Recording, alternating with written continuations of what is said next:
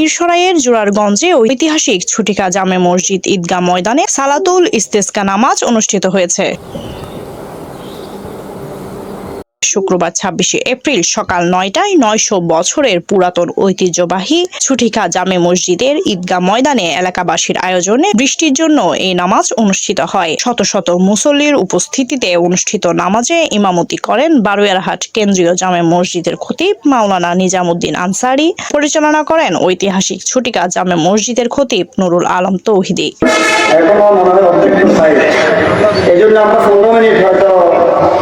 পরামর্শ করেছি।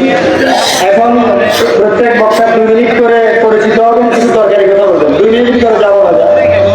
আমি অনুরোধ করছি আমাদের জসিমউদ্দিন সাহেবকে 2 মিনিট। এতে বক্তব্য রাখেন মাওলানা নুরুল হুদা হামিদি, মহানগর জামে মসজিদের খতিব মাওলানা নুরুল কবির, বিশিষ্ট ইসলামী চিন্তাবিদ মাওলানা মুক্তার আহমদ, জোরারগঞ্জ বায়তুন নূর জামে মসজিদের খতিব নজরুল ইসলাম, মাওলানা জসিম উদ্দিন।